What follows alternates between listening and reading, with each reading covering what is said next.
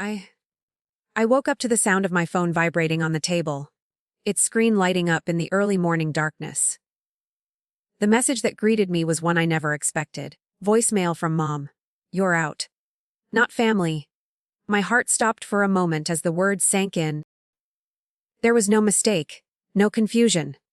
The message was clear, final, and crushing. I hadn't even realized how deeply I'd been hoping for something different. Maybe I thought they'd see me. Finally. Maybe I thought they'd recognize all that I'd sacrificed, the countless hours I spent building their empire from the ground up, the trust I'd poured into them even as they ignored my needs. But I was wrong. The voicemail wasn't just a dismissal, it was a termination, an announcement of my erasure from everything that mattered in their world. I pulled my name from the trust, froze their account, killed the house deal. The words felt cold, detached, almost as if I were talking about someone else's life. But it was mine. All of it was mine. As I sat there staring at my phone, the weight of their words pressed down on me, the silence growing thicker in the room. The world outside was still, quiet, unaware of the storm that had just broken inside my family. The next morning, the phone didn't stop. 79 missed calls. One of them from my lawyer, the other from a number I didn't recognize. And then came the message that should have made me feel something, anything. We have a problem. I laughed. It was a strange, hollow laugh. Almost like I wasn't sure I could feel anything at all. For years, I had been the one holding it all together. I was the one who made sure the bills were paid, the vendors were happy, and the business stayed afloat. My family, they took the credit. And now? They thought they could simply sever me like a bad investment. But they didn't understand. Not yet. The whole thing, the business, the family, their carefully curated world, it was built on my foundation. I was the one who kept their world from falling apart. I had never been just another daughter. I had been their lifeline, and I wasn't about to let them forget it. I stood up, my legs shaky, and walked over to the window. The city lights flickered below, and for the first time in what felt like forever, I felt nothing. No anger, no sorrow, just a quiet emptiness. In that moment, I realized something important. The money, the power, the status, it didn't matter.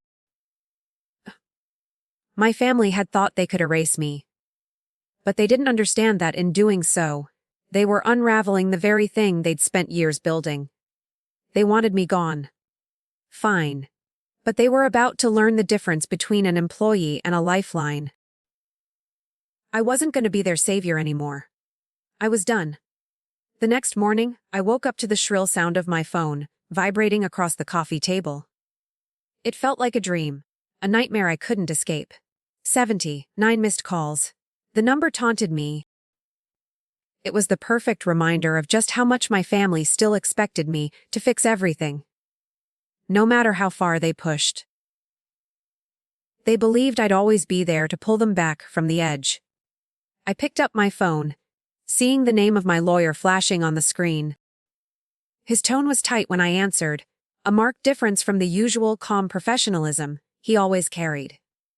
"Mackenzie, we have a problem," he said, his voice strained, almost breathless. I didn't flinch. I didn't react the way I thought I would. After everything, years of pouring my savings into their sinking ship, watching them walk all over me, it didn't feel real. They didn't understand. Not yet. They still thought this was a mistake. "You need to fix this?" My mother's voice echoed in my head, along with the memory of her sharp words when she'd left me that voicemail. "You're out. Not family." She'd made it sound so easy, so final, like a flick of a switch could erase everything I'd done. The vineyard, the family, all of it. I wasn't needed anymore. I sat down at the kitchen table, the phone still pressed against my ear. I wasn't angry. Not yet. I should have been, but instead, I felt a strange calmness. It was as if all the pressure I'd carried for years had finally been released, not with a bang, but with the quietness of something long overdue. I wasn't a fixer anymore. I looked at the screen, the cold light from the phone highlighting the legal documents I'd kept in place for moments like this. Tracy, my lawyer, had made me sign them years ago. At the time, I hated her for it. I thought it was too cynical, too suspicious. Now, in the silence of my loft, I saw it for what it was: prophetic. The trust. The account. The house deal. It was all mine to control. And now, it was time to let them feel the weight of it all. I reached into the drawer beside me and pulled out the folder. I could hear the soft click of the papers as I spread them across the table, each one a reminder of how deeply embedded I was in their lives. Even if they'd always seen me as nothing more than an expendable resource. I opened the first document, the revocation of my name from the trust. My finger hovered over the button to sign. For a moment, I hesitated. Was this the right thing to do? Was I going to regret it? But then, I remembered how they treated me. How they never saw me as anything more than a tool to keep their world spinning. I remembered the countless nights I stayed awake, ensuring their bills were paid, that the business didn't collapse. They didn't appreciate it. They never would. With a deep breath, I clicked, confirm. The trust, the house, the business, all of it was gone. It wasn't theft. It wasn't revenge. It was just taking back what they had never truly earned. I wasn't stealing from them. I was returning what they'd used for so long without ever understanding its true value. Next, I moved to the bank account. The operating capital, the lifeblood of their vineyard, was frozen. They would no longer have access to it. The assets that had once been propped up by my name were now in limbo. The money wasn't mine. It had never been mine to begin with. But they'd always treated it as their own. Now they'd have to face the consequences of their arrogance. I could almost hear the chaos already starting to ripple through their world, though I wasn't ready to listen yet. My phone buzzed again, but I ignored it. Instead, I focused on the next task, the house deal. I pulled up the file, the documents that had been set in motion for months. The sale of the vineyard, the estate.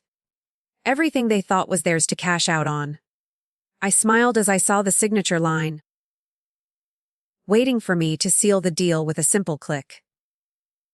I had always known they were planning to sell it off. But they hadn't realized I had already seen the fine print. I clicked through, killing the deal. The vineyard, the property they'd spent years trying to manipulate into something it wasn't, was no longer on the market. It was all over. And they had no idea how quickly everything was about to unravel. The silence in my apartment felt heavier now, almost oppressive. My heart was still pounding, but there was no fear, no regret. Only clarity. I had let go of the last shreds of hope that my family would ever see me for what I truly was: not a tool, but a person. Now, I wasn't the fixer. I wasn't the savior. I was the one walking away from a sinking ship, and this time, I wasn't looking back. It was their turn to face the storm. The next morning felt like a haze. The phone rang relentlessly, buzzing every few minutes, but I didn't pick it up. I knew who it was: my family. They were panicking. They had no idea how much I had already taken from them. I had expected the calls, expected the messages, expected them to finally realize the magnitude of what I'd done. But when the lawyer's name popped up on my screen again, I had to answer. "Mackenzie, we have a problem," he said, his voice shaking. The urgency in his tone made something cold creep into my chest. I didn't even flinch. My mind was already made up. The weight of the phone in my hand felt strangely light now. I wasn't the fixer anymore. I wasn't the one running to the rescue. I wasn't going to clean up their mess any longer. "I know," I said, my voice flat. There was no need for more words. They would come eventually. It wasn't about fixing anything for them anymore. It was about facing the reality of what they had done. And they would have to face it alone. I ended the call and leaned back against the couch. The quiet in my apartment felt almost foreign.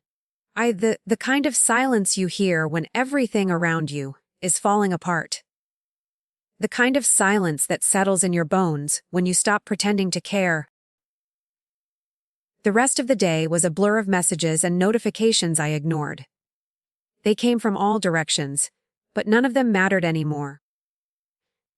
My family thought they were entitled to my help, that they could just call me up and demand I fix everything. But I was done. By late afternoon, the inevitable happened. My father's number flashed on the screen. I thought about ignoring it, but something in me knew I needed to hear it. I needed to hear the desperation in his voice. "Mackenzie, this is your father. I don't know what game you're playing, but you need to fix this." His voice was tight with anger, barely concealing the panic beneath it. I pressed the phone to my ear, but instead of feeling anger, I felt nothing. No frustration, no bitterness, not even the relief I expected. Just a hollow emptiness. "I'm not playing a game, Dad," I said, my voice calm. "This is just how it is now. You wanted me gone. You got your wish." There was a long pause on the other end of the line. I could almost hear him trying to process what I'd just said. "What do you mean, gone? What the hell have you done?" "The same thing I've been doing for the last 5 years, except this time I'm not doing it for you anymore," I replied. I wasn't angry, I wasn't even sad. Just indifferent. "You've ruined everything," he snapped. "You've killed the deal. You've frozen our accounts. What the hell is wrong with you?" "I didn't ruin anything," I said. "You did that on your own. I'm just done cleaning up your mess." There was another long silence before my father's voice returned, quieter this time. "You really are heartless, aren't you?" I almost laughed, but the sound didn't come. Instead, I closed my eyes, savoring the stillness. For the first time in a long time, I was in control. "I'm not heartless, Dad. I'm just tired. I'm tired of being the one who holds everything together, while you and Mom pretend everything's fine." I hung up before he could respond, not because I didn't want to hear him, but because I knew there was nothing left to say. The decision had already been made. I walked over to the window and looked out at the city below. The buildings stretched out into the distance, their lights flickering like stars. For a moment, it felt like everything was in its place. I wasn't the one being pulled in every direction anymore. As I stood there, I realized something important. I wasn't running anymore. I wasn't stuck in that cycle of fixing and cleaning, and hoping they would see me. I had let go of that part of me, and it felt freeing. I had no idea what would happen next, but I knew one thing, for sure, I wasn't going to be their safety net any longer. They could fall, and I wouldn't be there to catch them. They had wanted me gone. Well, now they were going to learn what it really meant to lose me. I needed to clear my head, so I decided to visit the one place I thought might bring me some sense of peace, my childhood home. The house was still standing, though it felt like a distant memory. The last time I'd been there was for a holiday, forced smiles and superficial conversations. I hadn't been back since the fallout with my family reached its breaking point. Now, with everything in ruins, there was something about returning to the house that felt necessary. The drive was long. The roads, stretching on in front of me like a reminder of how far I'd come, how much I'd changed since I walked away. I tried not to think about the past, but it crept up on me anyway. The smell of the neighborhood, familiar yet foreign. The way the trees seemed to stand a little taller, casting shadows on everything. When I pulled up to the house, it looked smaller than I remembered, almost like it was shrinking in on itself. The once pristine garden was overgrown now. Weeds pushing their way through cracks in the driveway. The ivy had overtaken the walls, creeping up toward the windows, as if trying to erase the history of what had happened inside. It wasn't just the house that had changed, it was me. I stepped out of the car and walked toward the front door. Each step felt heavier than the last, but I was determined. This was it. This was the last time I'd have to deal with this place, with these memories. As I reached the door, I hesitated. I hadn't been inside for so long, and the thought of facing the ghosts inside made my heart race. But I pushed it aside. The door creaked open as I turned the knob. The house smelled the same, dusty, old, familiar. It felt like nothing had changed, yet everything had. My footsteps echoed in the empty hallway. I walked past the living room, where I used to sit with my family, pretending to be happy, pretending to be part of something that never truly existed. I made my way upstairs, where my old bedroom waited. The door was cracked open, and for a moment, I almost expected to see myself, at 15, lying on the bed, reading or writing in my journal. But that girl wasn't here anymore. She was gone, swallowed up by all the expectations that had been placed on her. I pushed the door open and stood there for a long moment, taking it all in. The room was a mess, just like I remembered. Old clothes scattered on the floor, a desk piled high with papers. My childhood trophies were lined up on the shelf, untouched and forgotten. It all felt so distant now, like it belonged to someone else. I walked over to the desk, pulling open the drawers. Papers, old notebooks, reminders of a time I had long since outgrown. But then something caught my eye. My old journal.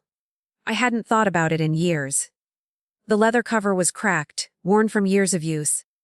But the pages inside were as intact as ever. I opened it slowly, the scent of ink and paper filling the air. The first page was filled with scribbles, childish thoughts, dreams of what I would become.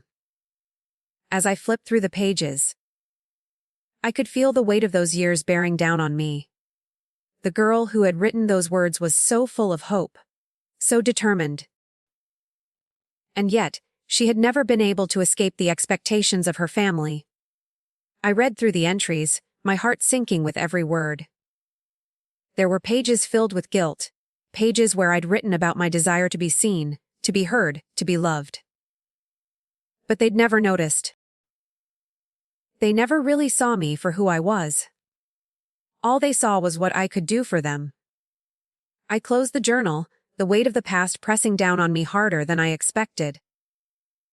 It wasn't just the house that had changed, it was me. I was no longer the person I had been when I left.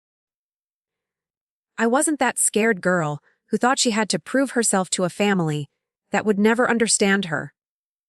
I stood there for a moment longer, breathing in the familiar air, feeling the past wrapping around me like a blanket. But this time, it didn't feel like home. It felt like a cage. I left the room without a word, without another glance. The house had been my prison for so long. And now, I was walking out of it for good. I wasn't going to keep pretending. I wasn't going to keep trying to fix something that was broken beyond repair. I stepped out onto the porch, closing the door behind me with finality. The air was cooler now, the evening settling in around me. I stood there for a moment, just breathing. It wasn't peace, but it was something else. Freedom. For the first time in years, I felt like I could finally let go. And I did. The following weeks felt like a blur, a rush of change that I wasn't sure I was ready for, but couldn't avoid. I had stepped into a new life, one that didn't carry the weight of my family's expectations, and yet, there were moments when it felt like a heavy fog clung to me, reminding me of what I had just walked away from. The vineyard, the legacy, the family I'd spent years trying to prove myself to. Now, it was all gone, slipping away like water through my fingers. I had a new job now. A fresh start at a tech startup in the city. It was the first time in a long while that I had been hired for my skills and not for my ability to clean up someone else's mess. They didn't know who I was or what I had done. To them, I was just another face in the crowd. And for the first time, that felt like freedom.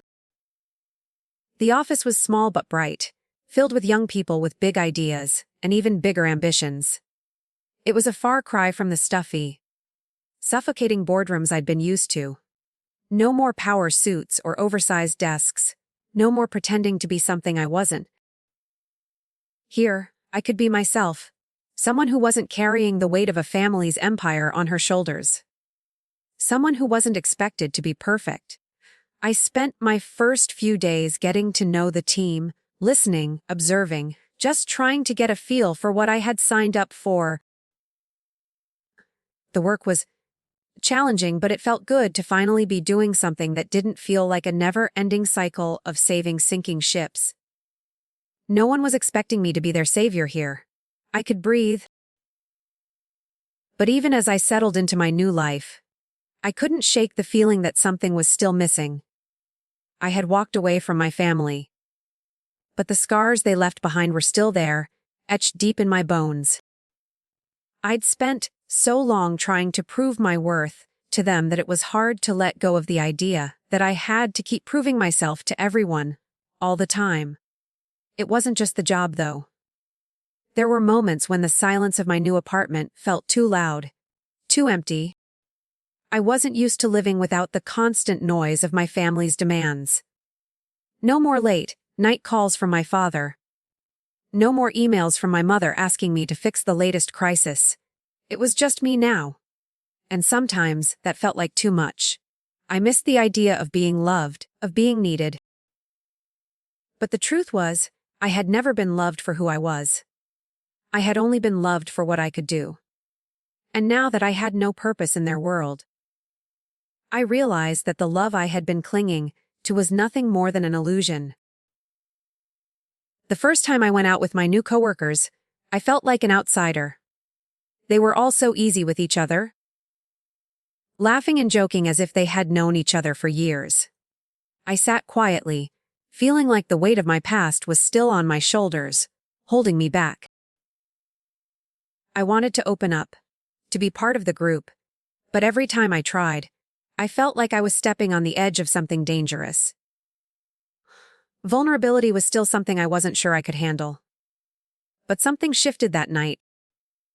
As the evening wore on, I found myself talking more, laughing along with them. They weren't perfect, and neither was I.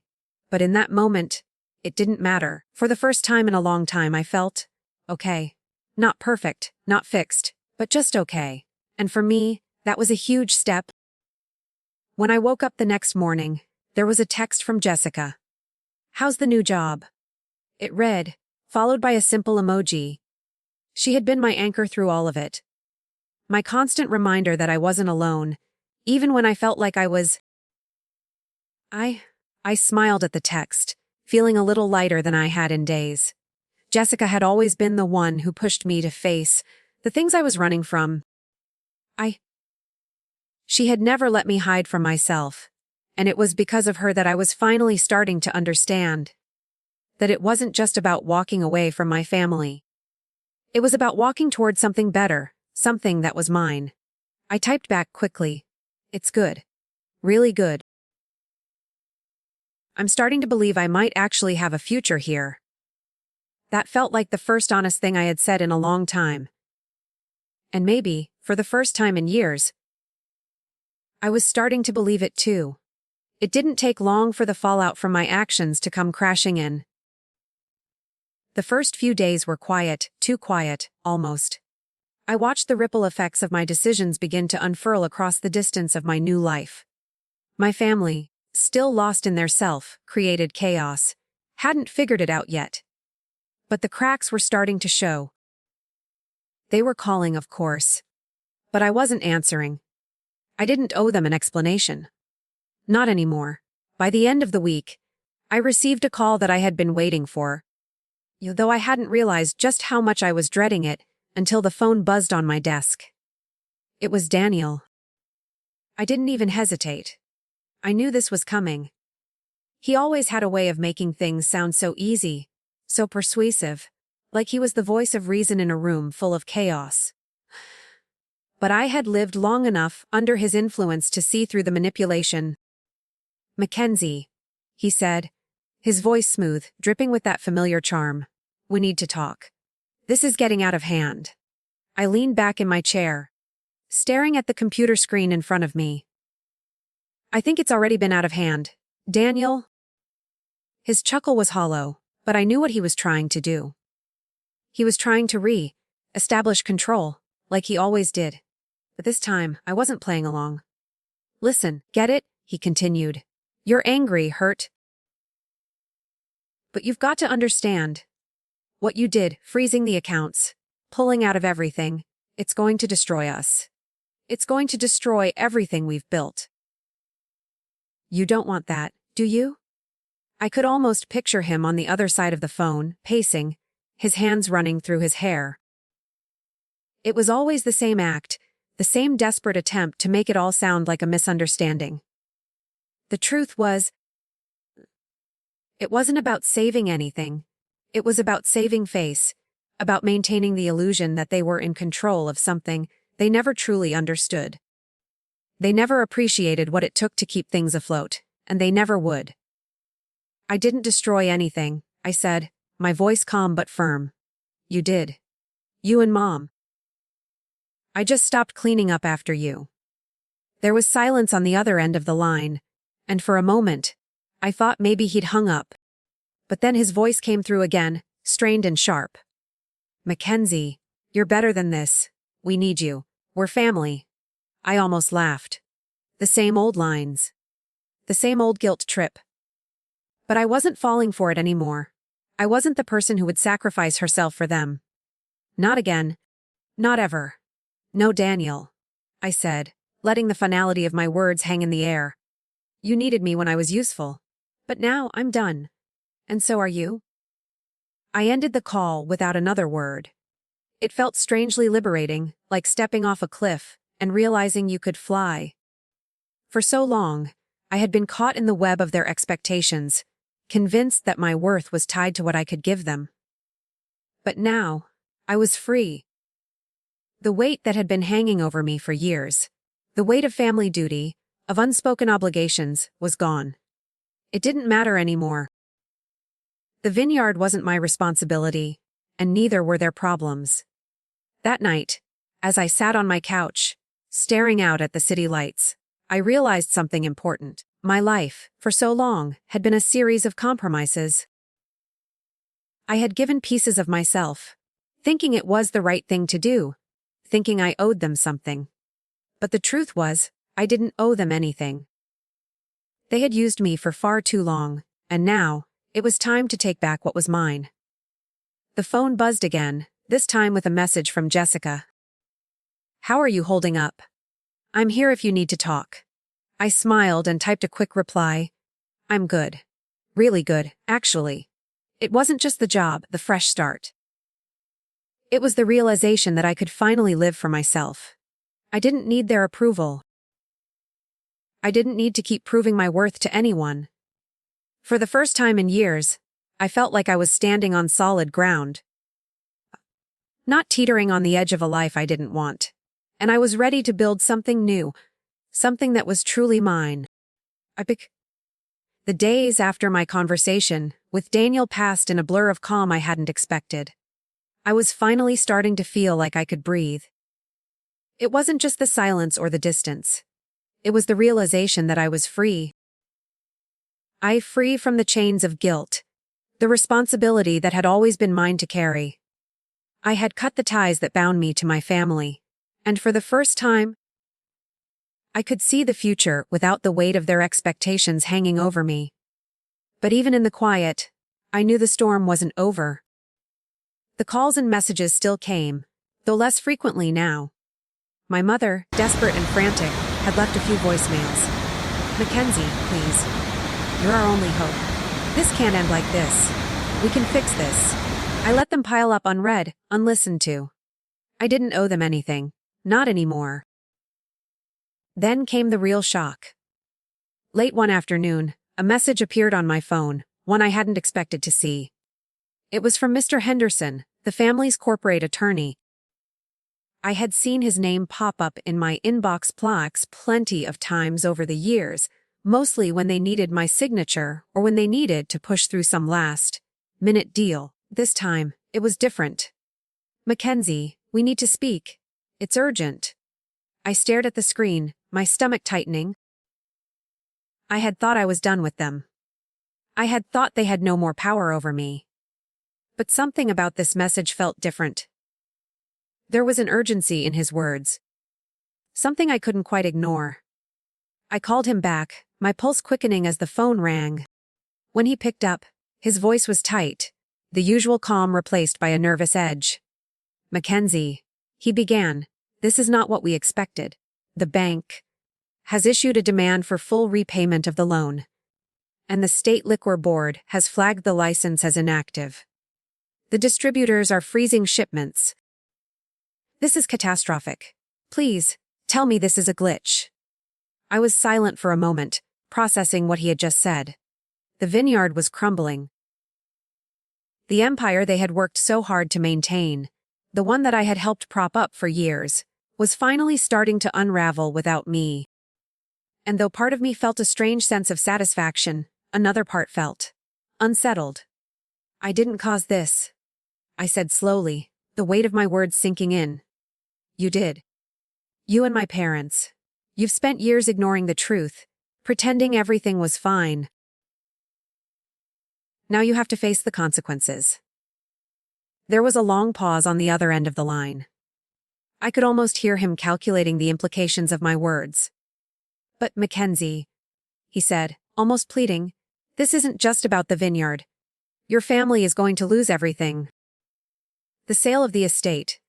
It's gone. You've made it impossible for them to get out of this." For a moment, I thought about what he said. I thought about the estate, the family home, everything they had built. But then I remembered all the years I spent holding their world together, all the times I had stepped in to save them, and how they had never once seen me for who I truly was. "They made their choice," I said, the words more final than I intended. "They've always treated me like I was just a tool to fix their mistakes. I'm done being their crutch." He didn't respond. I could tell he was weighing my words, trying to figure out how to salvage the situation. But I wasn't interested in playing that game anymore. "I'm not coming back," I said, my voice firm, unwavering. "They can figure it out. They always have." There was a silence that stretched between us. Mr. Henderson sighed, as though he understood, but also knew there was no going back. "I understand," he said quietly. "But you have to know. Your parents are in over their heads. This could be the end of everything." I hung up before he could say more. I didn't need to hear it. I already knew. This was the moment they had been heading toward all along, the inevitable collapse. And as much as it hurt to admit it, I wasn't the one to blame. They had pushed me to this point, time and time again, and now they had to face the consequences of their actions. As I sat there, my phone silent for once, I couldn't help but feel a sense of relief. The storm wasn't over yet, but I had taken the first step in reclaiming my life. I had let go of the past, and now I was free to start anew. Whatever happened next, I was done being a part of their world. They had wanted me gone. Well, now they were going to learn what it really meant to lose me. The weeks that followed felt like a blur, but in the best way possible. It was like I was moving through my life in a completely new rhythm, one that wasn't dictated by my family's chaos or their expectations of me. I had stepped away from everything I knew, but it was only now that I could truly understand what freedom felt like. It wasn't just the job, though that had been a major step forward. It wasn't just the apartment that finally felt like my own, without the constant pressure of expectations hanging over me. It was everything. I was finally living for myself. For the first time in years, I wasn't trying to prove my worth to anyone. I wasn't carrying the weight of my family's empire on my shoulders. And I felt something I hadn't felt in a long time: peace. I looked back at the events leading up to this moment. The hard decisions, the phone calls I had refused to pick up, the moments of doubt that came crashing in, trying to pull me back into the life I had left behind. But I had made the right choice. It wasn't easy, and it wasn't painless, but it was right. I had thought about them, My family, many times. The mess they were in, the empire they had built on borrowed time. They hadn't learned anything. Even now, I could imagine them scrambling, trying to salvage whatever they could. But I was no longer a part of that. And I didn't need to be. It was a strange thing, realizing that I didn't need to keep fixing their mistakes. For so long, I had believed my worth was tied to what I could give them. But it wasn't. And now, I had a future of my own to look forward to. It was one that didn't involve sacrifice, one that didn't demand that I put my dreams on hold for someone else's. The phone buzzed, breaking the silence of my thoughts. It was a message from Jessica. She had been my constant throughout all of this, someone who never judged me, who always saw me for who I was, not for what I could do for her. "How's it going?" The message read, "You good?" I smiled and typed a response, feeling the warmth of her support even through the screen. Better than I ever have been. It felt good to be able to say that, to be able to say it and believe it. I was finally in control of my own story. I stared out the window of my apartment, the city sprawling before me in a mix of lights and shadows. I wasn't afraid anymore. I had taken the most difficult step. I had walked away from everything that had once defined me. But in doing so, I had found myself. The girl who had been too scared to speak up, too scared to put herself first, was gone.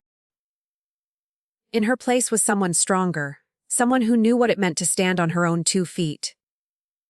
The phone buzzed again, this time with a call. I hesitated for a moment. But then I saw the name on the screen. It was from my mother. I didn't answer. For the first time in my life, I was choosing not to engage in the drama that had defined my existence for so long. I had learned the most important lesson of all. That I didn't have to sacrifice myself for the sake of a family that would never truly understand me. I didn't need their approval, and I didn't need their approval to feel whole. The call went to voicemail, but I didn't listen to it. I didn't need to. I had nothing left to prove to them. I was moving forward, and this time, it was all for me. As the city lights twinkled in the distance, I raised my glass to the life I was building. I had done it. I had walked away from everything that had held me back. And now, I was free. To the family we choose, I thought, and the peace we earn. I took a sip, savoring the freedom, knowing that this was just the beginning of something better. Something mine,